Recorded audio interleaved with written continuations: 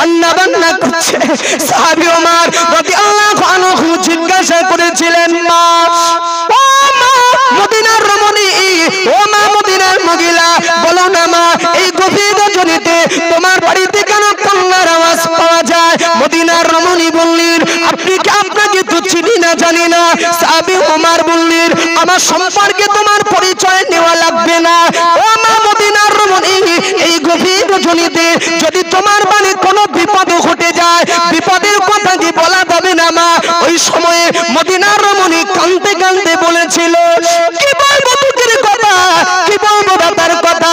বিগত কয়েকদিন আগে স্বামী আমার দুনিয়া থেকে ইন্তেকাল করেছে, বিগত কয়েকদিন আগে স্বামী আমার দুনিয়া থেকে মারা গিয়েছে। আল্লাহ পাক আমার গর্ভে দুটো সোনার মানিক আল্লাহ দান করেছে গো। এই দুটো বাচ্চাকে রেখে দিয়ে ওর আব্বা বিগত কয়েকদিন আগে ইন্তেকাল হয়ে গিয়েছে। বর্তমানে আমার দুটো সন্তানরা এতিম আব্বা হারা, আমি মহিলা, বর্তমানে আমি বিধবা স্বামী হারা। স্বামী ইন্তেকালের পরে আমার দুটো সোনার মানিকের মুখে আমি ওদের জনম দুঃখিনী মা, দুবেলা দুমুঠো দুটো ভালো করে আহার করতে পারি না, খাদ্য ধরতে পারি না, যার কারণে রাত গভীর আমার দুটো সন্তান, ওদের পেটে এখন অত্যন্ত ক্ষুধার জ্বালা, ওরা ক্ষুধার জ্বালা সহ্য করতে না পেরে এই গভীর রজনীতে ঘরের কিনারে দাঁড়িয়ে দাঁড়িয়ে দাঁড়িয়ে দাঁড়িয়ে ওরা কাঁদে। কান্নার কারণ ওদের পেটে এখন অত্যন্ত ক্ষুধার জ্বালা। সাহাবী ওমর রাদিয়াল্লাহু আনহু বলেছিলেন, ও মা মদিনার রমণী, আমি বুঝেছি, তবে এসেই তো দেখছিলাম বাচ্চা কাঁদছিল ওই জায়গায়, ঘরের এই কিনারায় উনানের উপরে যেন তুমি হাঁড়িতে কি রান্না করছিলে?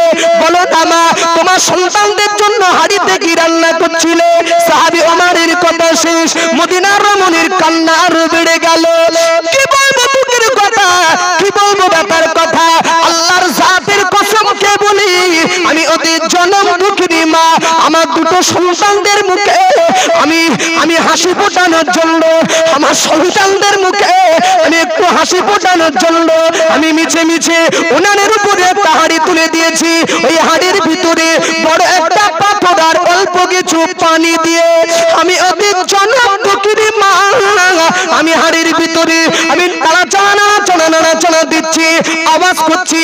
আমার সন্তান দুটি ভাববে আমাদের পেটে ক্ষুধা লেগেছে বলে মা আমাদের জন্য বুঝি রান্না করছে, রান্না হয়ে গেলেই বুঝি মা আমাদের খেতে দেবে। কিন্তু না, আমার উদ্দেশ্য তো এটাই, বাচ্চারা বেশিক্ষণ জেগে থাকতে পারবে না, আমি দেরি করে কাজটা চালিয়ে যাব। বাচ্চারা বেশিক্ষণ জেগে থাকতে না পেরে রান্নার অপেক্ষা করতে করতে ওরা ঘুমিয়ে যাবে। ওদের ঘুম এসে গেলে আমার ছলনা, আমার বাহানাটি বন্ধ করে দেব। আপাতত আমি সান্ত্বনা দেওয়ার জন্য আমি চুলার উপরে পানি আর পাতন নিয়ে আমি খেলাটা খেলছিলাম। সাহাবী ওমর রাদিয়াল্লাহু আনহু শোনা মাত্রই রাষ্ট্রপতি ওমরের চোখে পানি। ও মা মদিনার রমণী, তুমি একই কথা আমাকে শোনালে বলো না মা, আমি ওমর, আমি মদিনার রাষ্ট্রপতি, মদিনার খলিফা, আমার রাজত্বকালে তোমার সন্তান দুটো যদি খোদা করো তাই মারা যেত, কিয়ামতের ময়দানে আল্লাহর আদালত থেকে আমি ওমর কখনো রেহাই পেতাম না। ও মা মদিনার রমণী, একটুখানি ধৈর্যকে ধরা যাবে।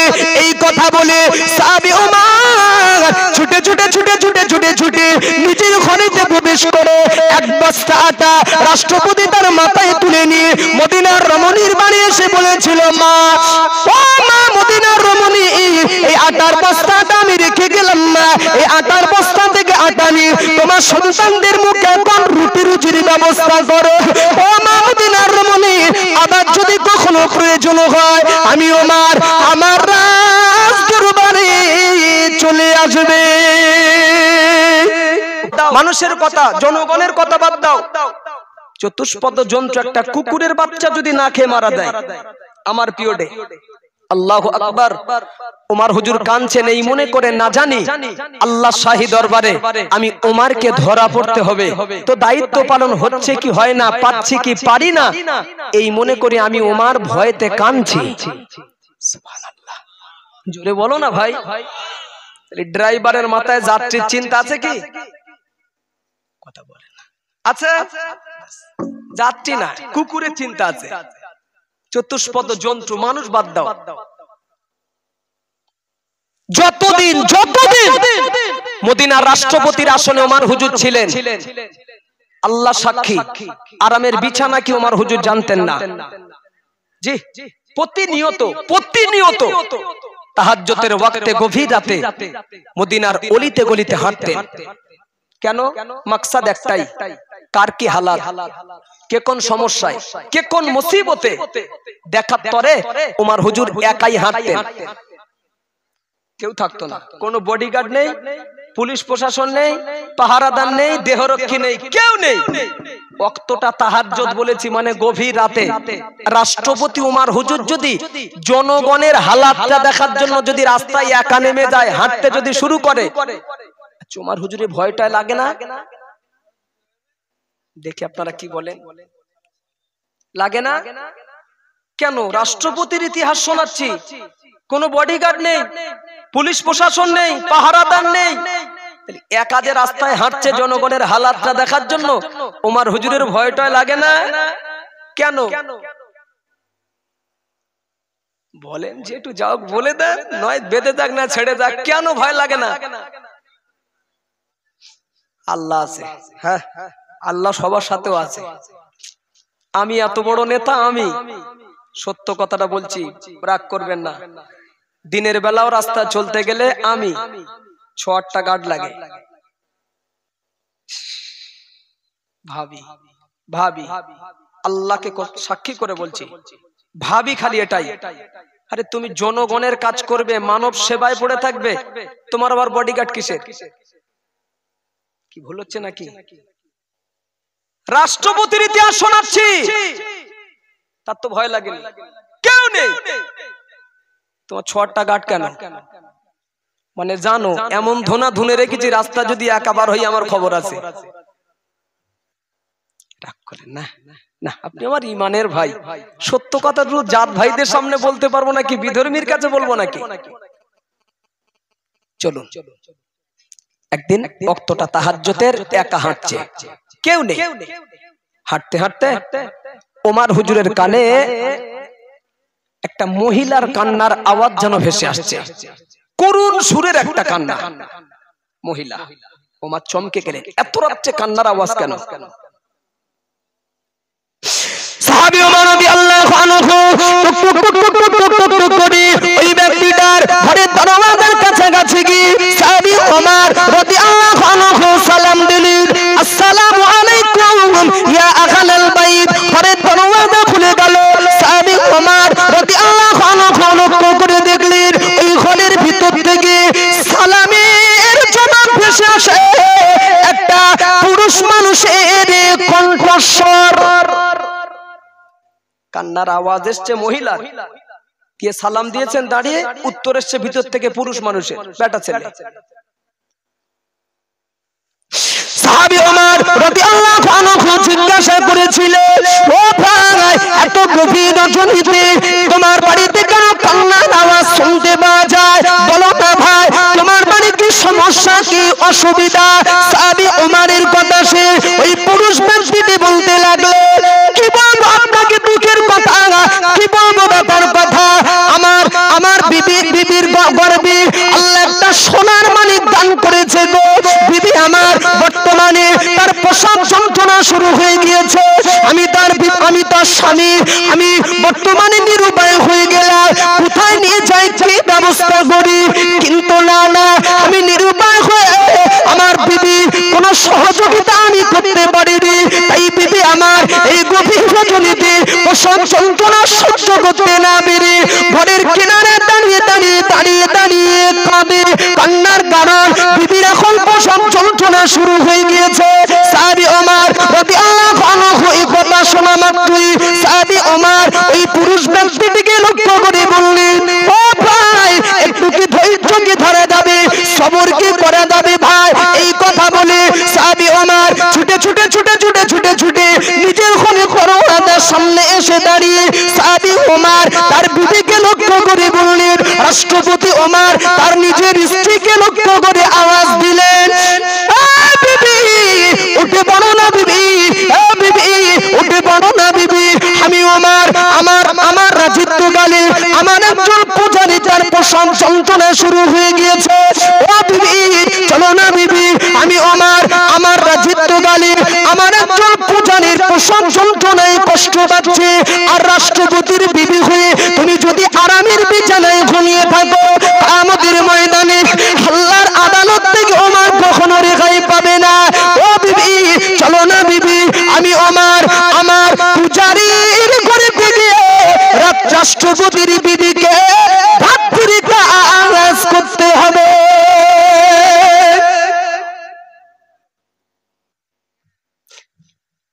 এক একটা ওয়াজ মাথায় নিয়ে বাড়ি যাবেন। হ্যাঁ,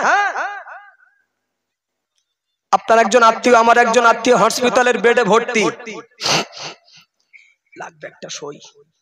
কার অত খুলে বলার টাইম নেই, লাগবে। 3 দিন হেঁটে হেঁটে একটা সই পাওয়া যায় না। আরে যাবে বা কি করে? 10টার আগে ঘুম ভাঙে না তো। আর যার আগে কথা শোনাচ্ছি না, বিশ্বাস করুন, রাষ্ট্রপতির গিন্নি মানে ধন্যে বুড়ির কাজ রাষ্ট্রপতির গিন্নিকে দিয়ে করালেন। সুবহানাল্লাহ হবে না? আর একটু জোরে হবে না? একদিন ওমর রাদিয়াল্লাহু আনহু আর একদিন হাঁটছে, কেউ নেই, দুটো শিশু বাচ্চার কান্নার আওয়াজ, মাসুম বাচ্চা। সাহাবী ওমর রাদিয়াল্লাহু আনহু টুক টুক টুক টুক টুক টুক টুক করে ওই ব্যক্তিটার ঘরের দরওয়াজার কাছাকাছি গিয়ে সাহাবী ওমর রাদিয়াল্লাহু আনহু সালাম দিলেন। সাহাবী ওমর সালাম দেওয়ার পরে ঘরের দরওয়াজা খুলে গেল। ঘরের দরওয়াজা যেই না খোলা, সাহাবী ওমর লক্ষ্য করে দেখলেন ওই ঘরের ভিতরে ঘরের কিনারায় দুটো মাসুম বাচ্চা দাঁড়িয়ে দাঁড়িয়ে দাঁড়িয়ে দাঁড়িয়ে কাঁদে।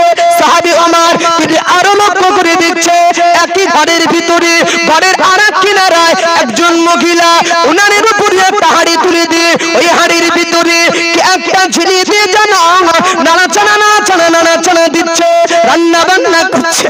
সাহাবী ওমর রাদিয়াল্লাহু আনহু জিজ্ঞাসা করেছিলেন, মা ও মা মদিনার রমণী, ও মা মদিনার মহিলা, বলো না মা এই গভীর রজনীতে তোমার বাড়িতে কেন কান্নার আওয়াজ পাওয়া যায়? মদিনার রমণী বললেন, আপনাকে তো চিনি না জানি না। সাহাবী ওমর বললেন, আমার সম্পর্কে তোমার পরিচয় নেওয়া লাগবে না।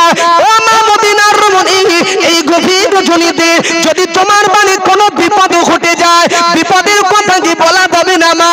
ওই সময়ে মদিনার রমণী কাঁদতে কাঁদতে বলেছিল, কি বলবো তোদের কথা, কি বলবো ব্যাপার কথা।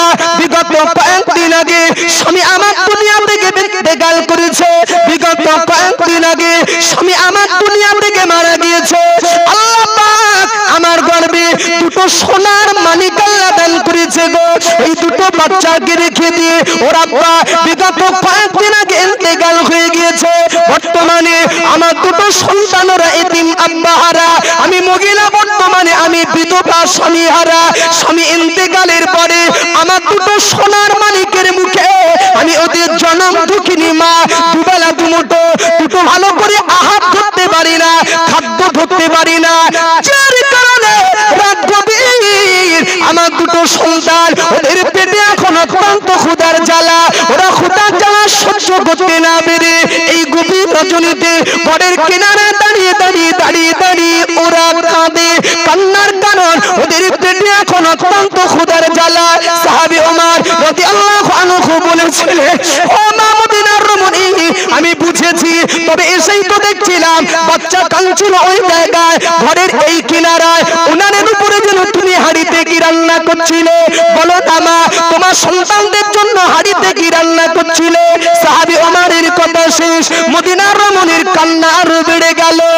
কি বলবো তোদের কথা, কি বলবো ব্যাপার কথা, আল্লাহর জাতের কসমকে বলি, আমি ওদের জনম দুঃখিনী মা, আমার দুটো সন্তানদের মুখে আমি হাসি ফোটানোর জন্য, আমার সন্তানদের মুখে আমি একটু হাসি ফোটানোর জন্য আমি মিছে মিছে উনানের উপরে একটা হাঁড়ি তুলে দিয়েছি। ওই হাঁড়ির ভিতরে বড় একটা পাথর আর অল্প কিছু পানি দিয়ে আমি ওদের জনম দুঃখিনী মা, আমি হাঁড়ির ভিতরে আমি নাড়াচাড়া দিচ্ছি, আওয়াজ করছি। আমার সন্তান দুটি ভাববে আমাদের পেটে ক্ষুধা লেগেছে বলে মা আমাদের জন্য বুঝি রান্না করছে, রান্না হয়ে গেলেই বুঝি মা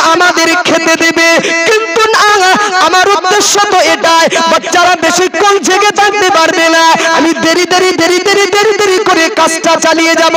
বাচ্চারা বেশিক্ষণ জেগে থাকতে না পেরে আল্লাহর অপেক্ষা করতে করতে ওরা ঘুমিয়ে যাবে। ওদের ঘুম এসে গেলে আমার ছলনা আমার বাহানা বন্ধ করে দেব। আপাতত আমি সান্ত্বনা দেওয়ার জন্য আমি চুলার উপরে পানি আর পাতন নিয়ে আমি খেলাটা খেলছিলাম। সাহাবী ওমর রাদিয়াল্লাহু আনহু শোনা মাত্রই রাষ্ট্রপতি ওমরের চোখে পানি। ও মা মদিনার রমণী, তুমি একই কথা আমাকে শোনালে বলো না মা, আমি ওমর, আমি মদিনার রাষ্ট্রপতি, মদিনার খলিফা, আমার রাজত্ব কালে তোমার সন্তান দুটো যদি খোদা করো তাই মারা যেত। কিয়ামতের ময়দানে আল্লাহর আদালত থেকে আমি ওমর কখনো রেহাই পেতাম না। ও মা মদিনার রমণী, একটুখানি ধৈর্যকে ধরা যাবে। এই কথা বলে সাহাবী ওমর ছুটে ছুটে ছুটে ছুটে ছুটে ছুটে নিজের ঘরেতে প্রবেশ করে এক বস্তা আটা রাষ্ট্রপতি তার মাথায় তুলে নিয়ে মদিনার রমণীর বাড়ি এসে বলেছিল, মা, ও মা মদিনার রমণী, এই আটার বস্তাটা আমি রেখে গেলাম না, এই আটার বস্তা থেকে আটা নিয়ে তোমার সন্তানদের মুখে এখন রুটি রুজির ব্যবস্থা করো। ও মা মদিনার রমণী, আবার যদি কখনো প্রয়োজন হয় আমি ওমর আমার রাজ দরবারে চলে আসবে।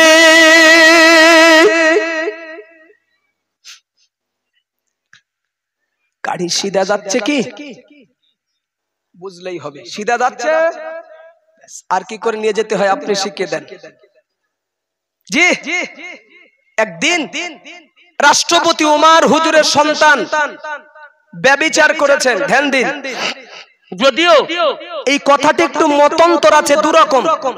কেউ বলেছেন ব্যভিচার, আবার কেউ বলেছেন এটা মদ্যপান। তো রাষ্ট্রপতি ওমর হুজুরের সন্তান ভুল করেছেন, বিচার করতে হবে রাষ্ট্রপতি ওমরকে। স্টারিং হাতে তো, গাড়ির ড্রাইভার না, যাত্রী ভুল করে ফেলেছে, ড্রাইভারকে বিচার করতে হবে। সবচেয়ে বড় পরিচয় ওই সন্তানের বাপ। প্যাসেঞ্জারের কথা ফেলে দেন, নিজের জন্ম দেওয়া ছেলে, বাপ বিচার করবে ছেলে ভুল করেছেন। আর বিচার যে করবেন, মন গড়া বিচার করতে পারবেন না। বিচার করতে হবে ইসলামিক ল অনুযায়ী, শরিয়াতের আইন অনুযায়ী, কোরআনের হুকুম অনুপাতে ওমরকে বিচার করতে হবে। এখন মন গড়া কি শরিয়াতের আইন সামনে রেখে বিচার করে আমি আপনাকে শোনাবো। তবে তার আগে শরিয়াতের আইন বা বিধানটা কি বলছে একটু আমরা আলোচনা করে প্রথমত জেনে নেব। এই শরিয়াতের বিধান বলছে কেউ যদি ব্যভিচার করে তার উপরে দোররা বেত মারতে হবে 100 বার। কত বাবু? 100 শরিয়াতের বিধান। ব্যভিচারের বিনিময়ে দোররা মারো 100। এই পর্যন্ত আপনাদের শোনা আছে। অতিরিক্ত আশা রাখি যেটা শোনা নেই আমি আপনাকে শোনাচ্ছি। ভাই, ব্যভিচারের বিনিময়ে দোররা বেত মারবেন 100 বার, এটা তো বটেই। তবে যে দোররাটা মারবেন অন্যায়কারীর উপরে, ওই দোররার লম্বা যেন হয় 3.5 হাত। কত হাত? এটা সাইজ হবে লম্বা। যার ওজন বা ভারী কিছু কম বেশি 7.5 কেজি। 7.5 কেজি মারবেন কত? 100। শরিয়াতের আইন। তাহলে আমি শর্টে বলছি, তাহলে ওমর হুজুরের ছেলে ভুল করেছেন, বাপ ড্রাইভার গাড়ি সিধা চালাবে কি বেঁকিয়ে ফেলবে, জনগণ তাকিয়ে আছে এই জায়গায়। ছেলে তো কি বিচার করে দেখলেন, মন গড়া কি শরিয়াতের আইন। জি, কিঞ্চিত পরিমাণ সাহাবী ওমর রাদিয়াল্লাহু আনহু মন গড়া বিচার না করে শরিয়াতের আইন অনুযায়ী সন্তানের উপরে দোররা বেত মারতে শুরু করেছে। মারতে মারতে মারতে মারতে মারতে মারতে মারতে মারতে সাহাবী ওমর রাদিয়াল্লাহু আনহু শরিয়াতের আইন সামনে রেখে যে বিচার করছিলেন, সাহাবী ওমর দোররা মারতে মারতে মারতে সন্তান মারা গিয়েছিল। মারা, ইতিহাস জ্বলন্ত নজির দিচ্ছে। এমন বিচার, বাপ বিচার করতে করতে ছেলেকে কবরের বাসিন্দা বানালো। এরপরেও শরিয়াতের আইনকে তিনি টলিয়ে দেননি। সুবহানাল্লাহ, জোরে বলুন একবার। 70 কি 69 বার মারার পরে ছেলে মারা গিয়েছিল, 100 লাগেনি। 70 কি 69 দাফন কমপ্লিট, কবর কমপ্লিট, যে কটাই বেদ বাকি ছিল মারতে, মানে 30-31টা বেদ যে বাকি ছিল, কবর কমপ্লিট করার পরে বাকি বেদটা সন্তানের কবরের উপরেই চালিয়ে 100 করেছেন। একটু জোরে বলতে হবে, আর একটু জোরে বলতে হবে। আচ্ছা, আমি যেখানে বসে আপাতত কথা বলছি, ওয়াজ করছি, ধ্যান দিন। মনে করুন একটা কবরের উপরে বসে, এটা নিচে মাইয়ের দাফন করা আছে, আর আমি উপর থেকে একটা তক্তা দিয়ে হোক ছেড়ে দিয়েছেন, ছাদ দিয়েছেন, উপরে আছি। আচ্ছা, এখানে বসে বসে যদি আমি একটা ছড়ি মারি, আমার দিকে না ধ্যান দিলে বুঝবেন কি করে। আমি এখানে বসে বসে যদি ছড়ি মারি, মাইয়েতের গায়ে লাগবে কি? লাগবে না, সে তো ভিতরে, নিচে কবরের ভিতরে, আর আমি তো মারছি উপরে বসে, লাগবে না। তোমার হুজুরের ছেলে তো কবরের ভিতরে, কবরের মারার উপরে মারার অর্থ কি? ভয় হয়েছিল, জিজ্ঞাসা করা হয়েছিল, তোমার হুজুর বলেছিলেন ভয় হয়, ভয় হয়। আল্লাহর আদালতে যদি জিজ্ঞাসা করে, ওমর নিজের ছেলে বলে বিচার করতে করতে 70 কি 69 বার মারার পরে ছেলে মারা গিয়েছিল, বাকি ছিল এত মারলে না কেন? আল্লাহর আদালতে আমি ওমরের জবানে লাগাম লেগে যাবে, কিছু একটা বলতে যাতে পারি, সেই দিনে এই চিন্তা মাথায় রেখে বাকি বেদটা কবরের উপরেই চালিয়ে আমি 100 করেছি। আর একটু জোরে বলেন না।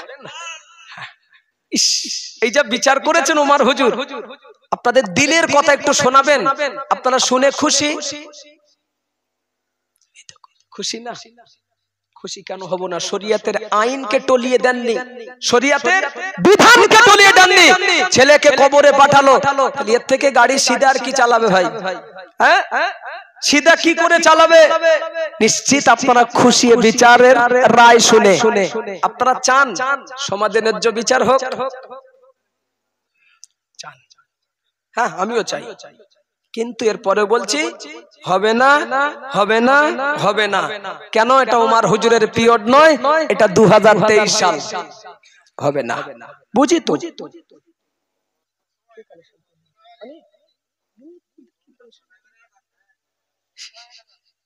জি, আচ্ছা আমাদেরকে দেখেন, আমি ওয়াজ কিন্তু এবার ঘোরাবো, আপনাদের অসুবিধা হচ্ছে নাকি? হবে না বিচার, সঠিক চাইলেও হবে না। কেন? বুঝি তো। ধনী পরিবারের একটা ছেলে ভুল করলে বিচার একরকম, গরিব পরিবারের একটা ছেলে ভুল করলে তার বিচার আর এক রকম, পার্টির লোক ভুল করলে বিচার একরকম, পার্টির বাইরের লোক ভুল করলে তার বিচার। হ্যাঁ, চলছি তো সমাজে। একটা পয়েন্টের উপরে কথা বলতে বলতে আপাতত এই পর্যন্ত ওয়াজ শেষ হয়নি, শেষ হয়নি, এরপরেও আমি শেষ করতে বাধ্য হচ্ছি।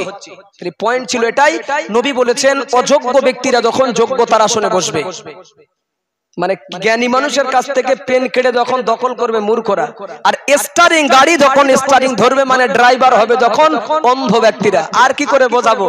নবী বলেছেন আল্লাহর আসমান থেকে গজব আসবে। ব্যাস, বিচারক কারা হবেন?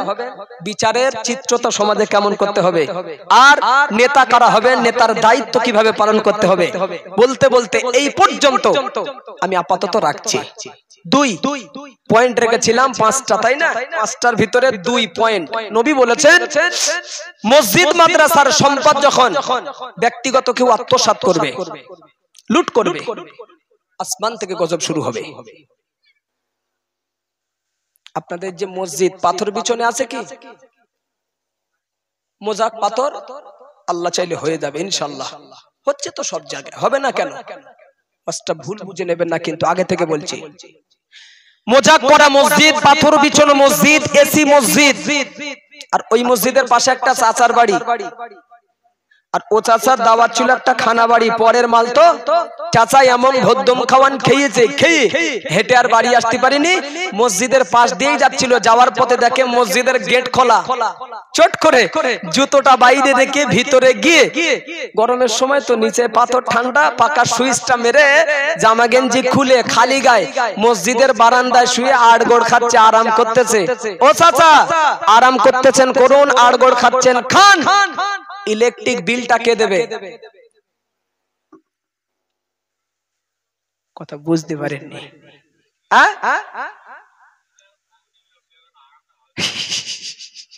আল্লাহ সুমতি দিন, সঠিক বুঝ দিন। যাক বুঝে নিচ্ছে।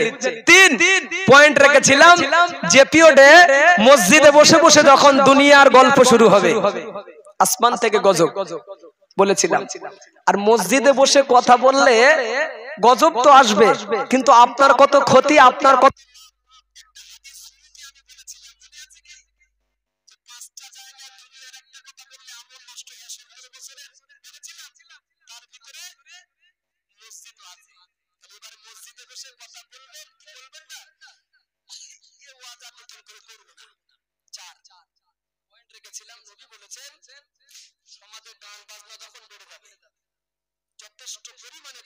বাজনা বাড়বে, থেকে গজব আসবে।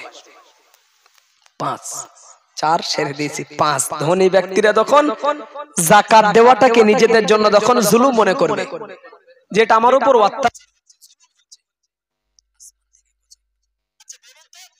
যুগে সব ধনী যাকাত কি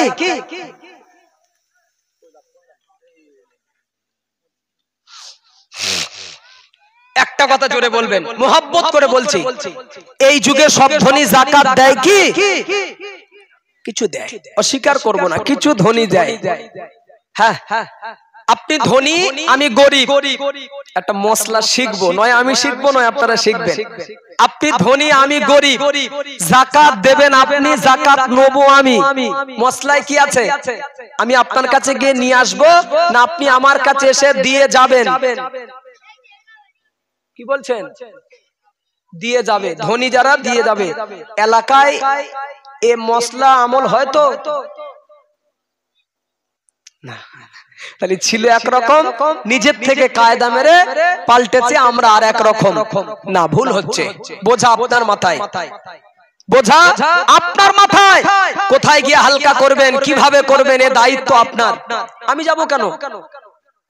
উচিত নয়। এই হাতের থেকে এই হাত আল্লাহর কাছে অনেক দামি। সুবহানাল্লাহ হবে না একবার? এটা কোন হাত? ডান হাত বলবেন না, সত্যি কি এটা বাম হাত? মানে ডান হাত বলেছে ওদিকে বাম হাত বলছে, কি বুঝছে? এটা কোন হাত? ডানের হাত, চাওয়ার হাত, তাই না? নেওয়ার হাত। দাম নেই আল্লাহর কাছে, দাম নেই, এটাই দামি। এটা কি? দেওয়ার হাত। নিতে শিখবেন না, দিতে শিখবেন। খেতে শিখবেন না, মানুষকে খাওয়াতে শিখবেন। পড়তে শিখবেন না, মানুষকে পড়াতে শিখবেন। এটাই আমার নবীর আদর্শ। সুবহানাল্লাহ। দুটো জিনিসের উপরে আল্লাহর লানত, অভিশাপ আছে। দুটো জিনিস।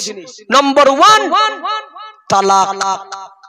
কোন বান্দা যখন, স্বামী যখন তার স্ত্রীকে তালাক দেয় না, এই তালাক শব্দের উপরে আল্লাহর লানত, অভিশাপ।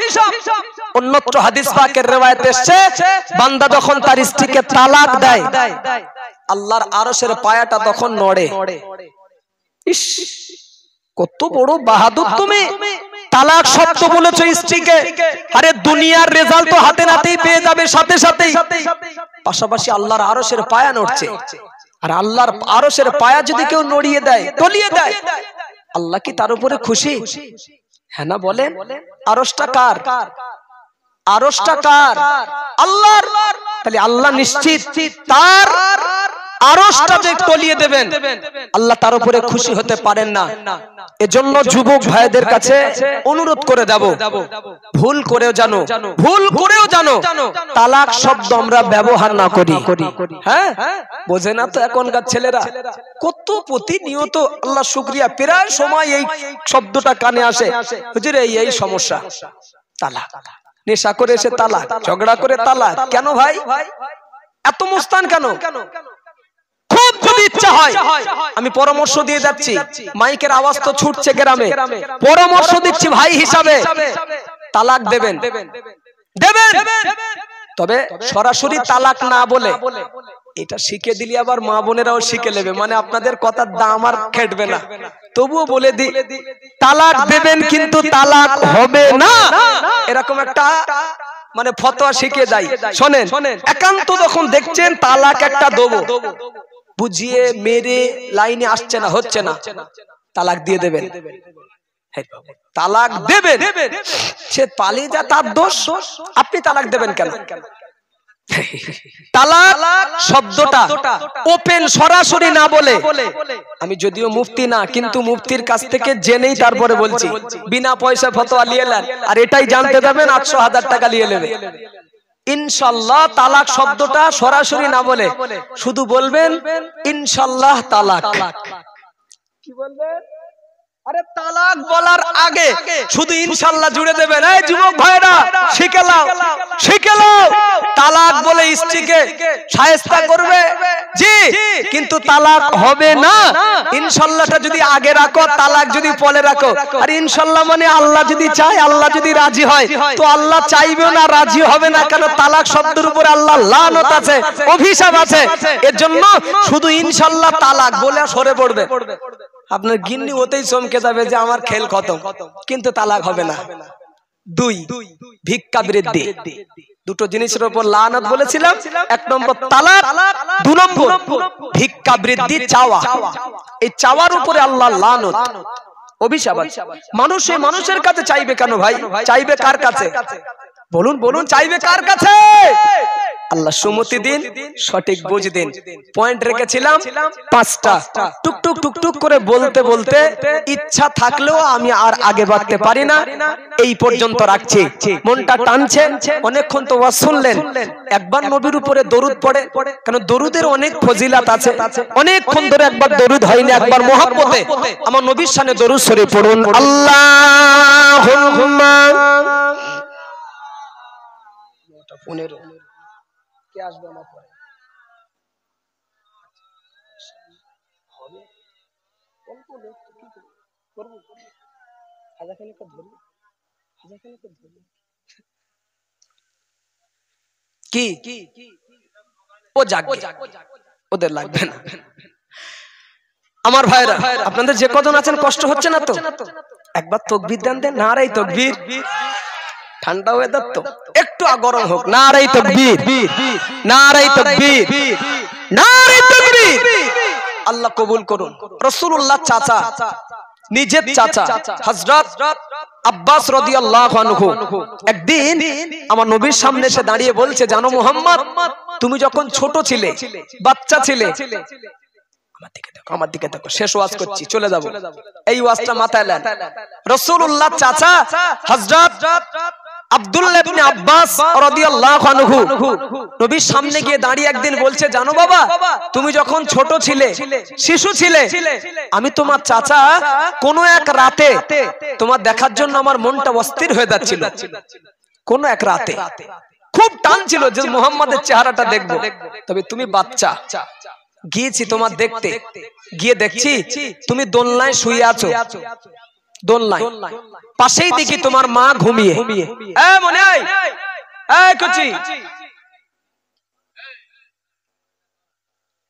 রাসূলুল্লাহ চাচা বলছে যে মন টেনেছে, আমি দৌড়ে গিয়েছি, গিয়ে দেখছি তুমি দোলনায় শুয়ে আছো রাত্রেবেলা। পাশেই দেখি দোলনার পাশে তোমার মা ঘুমিয়ে, আর কেউ নেই। মা ঘুমিয়ে, তুমি জেগে। জ্যোৎস্নার রাত, পরিষ্কার রাত ওটাই ছিল, দেখা যাচ্ছিল লাইট ছাড়া যে রাত দেখা যায় না, দেখবে চাঁদের আলো, জ্যোৎস্নার রাত বলা হয়।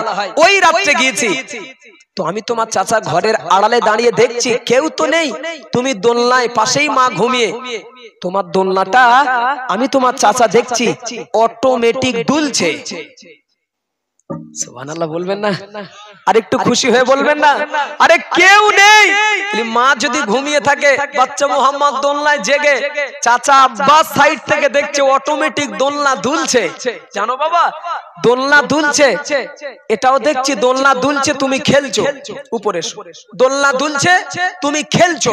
বাচ্চারা যেমন খেলে তুমিও খেলছো। দেখছিলাম খেলা করতে করতে শাহাদাত আঙ্গুল দুটো যেদিকেই যাচ্ছিল, আমি তোমার চাচা দেখছিলাম আকাশের চাঁদও সেদিকে হেলছিল। সুবহানাল্লাহ। আর একটু জোরে বলে। আর একটু জোরে বলেন।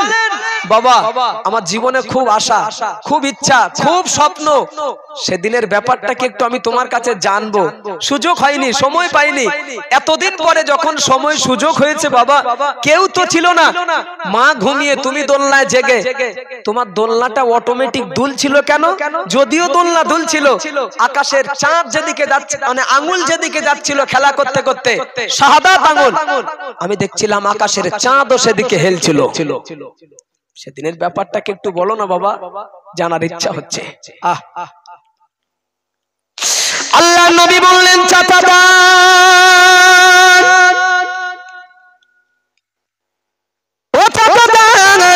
আমি নবী মুহাম্মদ সাল্লাল্লাহু আলাইহি ওয়াসাল্লাম, আমি যখন মায়ের গর্ভে আব্বা জান দুনিয়া থেকে বিদায় নিয়েছে, ইন্তেকাল হয়ে গিয়েছে, আমি নবী মুহাম্মদ সাল্লাল্লাহু আলাইহি ওয়াসাল্লাম, আমি যখন মায়ের গর্ভে আব্বা বিদায় নেওয়ার পরে আমার চাচা জানেরা আমার আম্মাকে তারা আশ্রয় দেয়নি, জায়গা দেয়নি। আমার আম্মাকে আবু কুবাইস নামক পাহাড়ের পাদদেশে ছোট্ট একটু কুটুরি ঘর বানিয়ে আমার চাচা জানেরা আমার আম্মাকে ওখানে এনে তারা রেখে দিয়েছিল। আমি নবী মুহাম্মদ ওই ছোট্ট কুটুরিতে যেদিন জন্ম নিলাম, ভূমিষ্ঠ হলাম, পৃথিবীতে মুহাম্মাদের আপন